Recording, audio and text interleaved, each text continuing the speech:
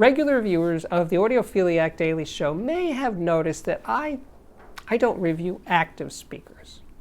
Well, I should say high-end active speakers, because somehow I'm coming from the perspective that audiophiles want to pick their own electronics. They want to pick the amplifier and match it to a speaker, and pick their own DAC and do all that stuff on their own. The idea of having it all pre-selected and shoved inside a box doesn't work for them. It doesn't work for me. I should speak more specifically. But when it comes to affordable products, affordable active speakers like soundbars are vastly popular. Yeah, it makes sense for a soundbar to be active, and it makes sense for even bookshelf speakers, affordable ones, for some of them to be active as well. Which brings us to today's subject, the Fluance Ai61 stand mount speaker. It's got a 6.5-inch woofer, 1-inch soft dome tweeter, 100-watt Class D amplifier, 2x50. And it has Bluetooth, coax input, optical, subwoofer output. It's a nicely appointed speaker for $299 a pair. Looks nice. And build quality. Fluance is, if anything, if I came up with a one-word description for this company, Fluance, it would be value. They make high-value products, absolutely. And nicely appointed, feature-wise. And they sound nice, so yeah. But, having said that, as I alluded to just a second ago, it's not really an audiophile speaker. It doesn't pretend to be, and it isn't. But it sounds nice. And so it brings up, who is this speaker for? Well, I think it's for people who want to keep it simple. They don't want a lot of boxes and wires and remotes and all that stuff. They just want to play tunes. So maybe for a kitchen or a dorm room or a bedroom or an office, something like that, a speaker like this Ai61, actually makes a lot of sense. I absolutely agree. And that's why I'm doing this review. And then there's the remote. This remote is pretty much what I want from a remote. Volume up and down, mute, input selection, and not usually seen on audiophile products at least, bass and treble controls right there at your fingertips. And they do come in handy. So getting to know the Ai61 was a painless experience. I initially hooked it up. Well, here's where it gets interesting. I initially hooked it up with the optical input and fed it from my Oppo Blu-ray player. And the sound was good. It was pretty neutral, a bit thin maybe, forward sounding. And I'm playing tunes, and I messed around with the bass and treble controls. I thought it was a little bright, so I took the treble down a hair, and I pushed the bass up a little bit. And I'm playing stuff, and yeah, images nicely. It's a nice speaker. Not exceptional in any way, but decent. Getting the job done kind of sound. And so as I'm getting to know the speaker, I thought, maybe I should just hook up the RCA analog inputs to this speaker. Meaning I would use the analog output of the Oppo, hook it into the Ai61's rear end there, and see what happens. And you know what? The sound was significantly better, which leads me to question the sound quality of the built-in digital to analog converter, the built-in DAC.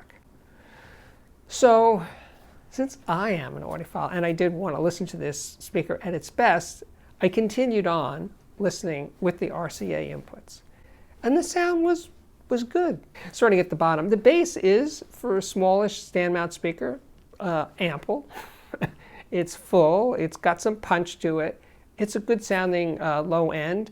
Mids are a little forward, a little lean. Top end can be a little threadbare. But there I am, I'm speaking like an audiophile. Would the average person care about any of these things? Probably not. But I do, so I have to sort of fill you in on that. But nothing that jumped out at me as like, uh-oh, this is not worth recommending. No, it's definitely worth recommending with the proviso of what it is and what it isn't. So I played the Rock on Tours Live at Montreux Blu-ray. Now this is from 2008. It's nice to see, then especially I remember, nice to see Jack Black in a different context than the White Stripes. He's got a full band there, and he's stretching out, and looks like he's having a good time. And his hair's kind of funny looking, but it's a decent recording. And yeah, I was cranking it. This system can play pretty loud without too much strain. But again, well, if you want into really loud, you shouldn't buy a little $299 active speaker. So after the Rock on Tours, I needed a change. So I grabbed this one. This is a change. Vladimir Horowitz, live in Moscow, I think 1986. And you know, he was an old man at that point, and he went back to Moscow, and they loved him there. And it's a great recording, not too close, not too distant, really just right. And it really captures what made him such an incredible musician. That is his touch on the keys, the shading of each note, super delicate, super light, and then he could go really hit it. He could hit it hard, but it's the whole package, his phrasing, everything about it. You listen to this disc in awe. It is that kind of performance. So if you're into classical music, and the program material is Liszt, Rachmaninoff, Scarlatti, his repertoire, let's put it that way. But check it out. I highly, highly recommend this recording. To fully exercise the Ai61's woofers, I played this. This is the Nick. This is a soundtrack for a TV series called The Nick. Only had 2 seasons, and I love this show. It was set in New York City in 1900 in a hospital, a fictitious hospital. And it was about new technology that was coming into medicine, new technology like electric light and x-ray machines and new techniques in surgery. And it was great. And the main character, played by Clive Owen, is a top surgeon, but he's also an addict. So he's got issues. But anyway, so it's very period accurate. It looks fantastic. It's great. It's shot in New York. But the thing that is kind of odd about this soundtrack is it's all synth. It's an all synth soundtrack to a TV series set in 1900. And at first, I was kind of jarred by it. I was like, well, that music just doesn't fit. Why aren't they using more period correct music? And then I got it. You know, it is about technology, the TV series is. And it just suddenly clicked for me. And this music is kind of bubbly synth and churning and angsty here and there and spacious. I love it. So it actually stands alone just as music. Forget about the TV series. Though, if any of those points interested you about that kind of show, I highly recommend The Nick. But the music definitely stands on its own if you're into synth music. And the low end did make those 6.5-inch woofers get up and dance. So that was a pleasant surprise. Yeah, I don't think too many people who buy these speakers will really feel tempted to add a sub unless you're really into low end. But on their own, I certainly wasn't craving any more bass than what these speakers delivered.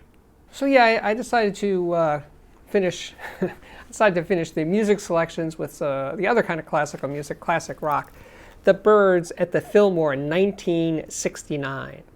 Now, if you've only heard the Byrds studio records and are unfamiliar with their live stuff, the studio is very produced, very slick for the time, but when you hear them in a live setting, they were more of a band, you know. And Roger McGuinn has got a great voice, great tunes, great melodies. And I prefer their live stuff hugely because it's just more band-like, less like a machine making music. That's not right, but you know what I'm saying. It's just they could really play, and you never got that sense on the records. Maybe they were studio musicians on the studio albums, and this feels like the real deal. And with the Ai61, I was digging it, no doubt about it. Now, having said that, here is the fundamental question. They're $299 a pair.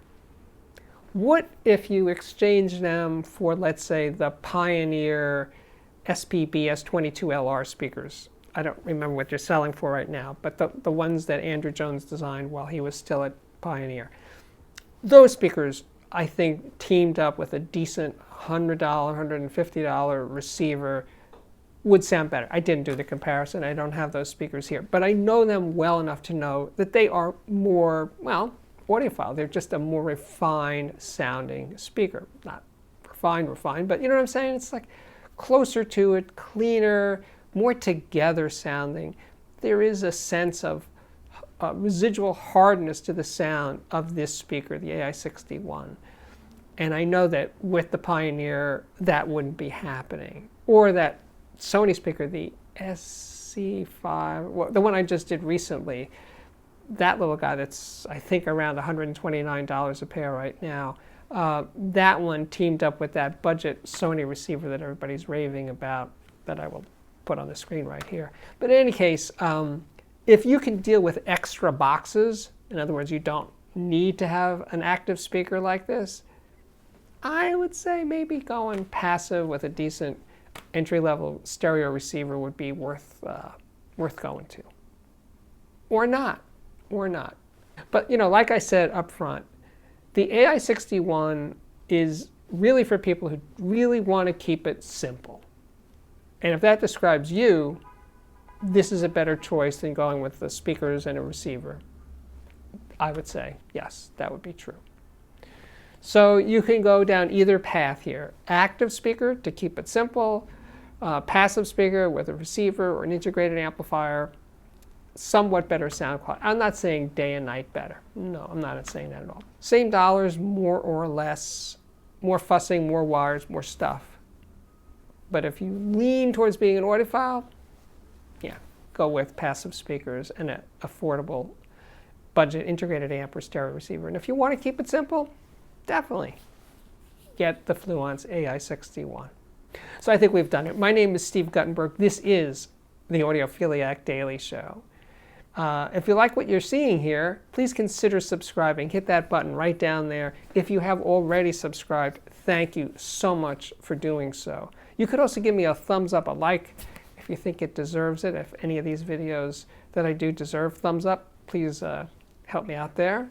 You could also check out the Patreon at patreon.com/audiophiliac, and I will link to that in the description box. And then, of course, we have playlists. Oh boy, do we have playlists. Many, many more speaker reviews, and I'll link to that playlist right there. And, of course, electronics reviews and headphone reviews, not to mention, but I will, music reviews, plus interviews with so many incredible people, all here for your listening satisfaction. And now I can say my work here is at last complete. Thank you again for watching, and I really, really do hope to see you back here again very, very soon. Bye-bye.